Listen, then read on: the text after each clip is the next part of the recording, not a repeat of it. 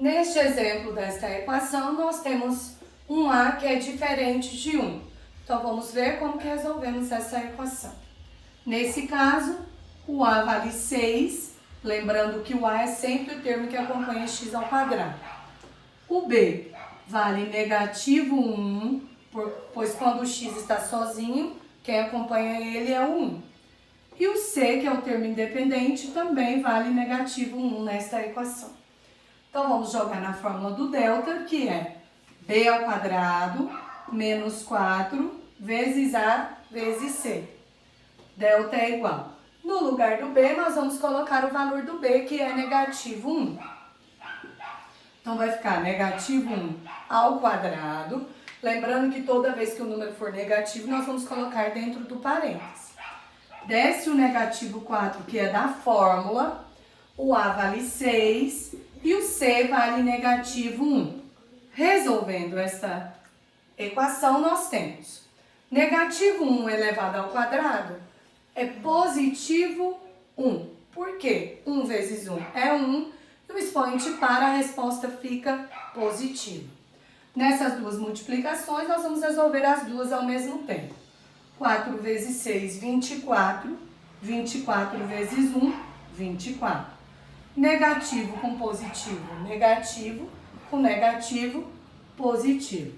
Finalizando o delta, nós temos que 1 mais 24, 25. Agora, nós vamos para a segunda parte da fórmula de Bhaskara, que é para encontrar os valores de x.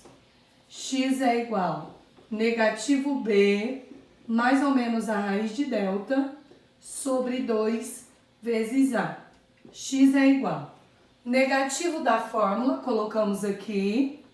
O b tem o valor de negativo 1, colocamos dentro do parênteses. Mais ou menos a raiz de 25, que é o valor do delta.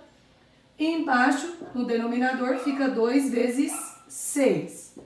Finalizando essa parte, nós temos negativo com negativo, positivo 1.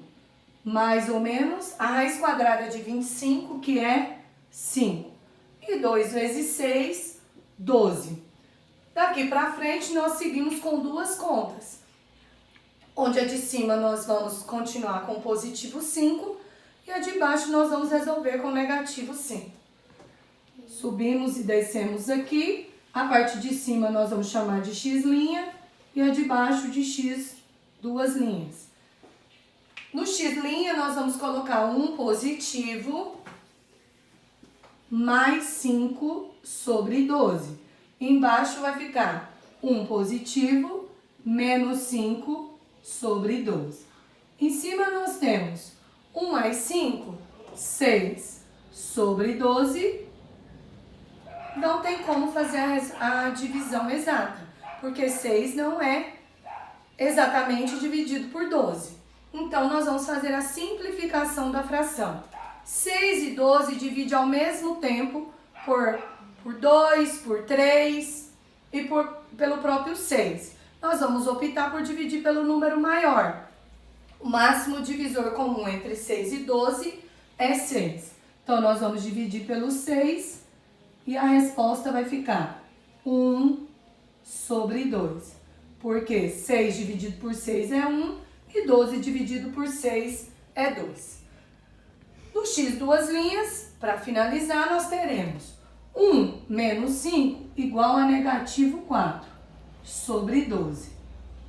Novamente, nós temos uma divisão que não é exata. Então, 4 e 12, nós vamos simplificar.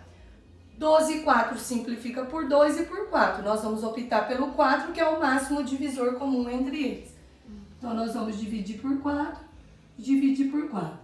E a resposta vai ficar negativo 1 sobre 3, ou negativo 1/3. Essas duas respostas são solução dessa equação. 1/2 e negativo 1/3. Podemos dizer que essas duas respostas são os valores de x que tornam essa equação verdadeira.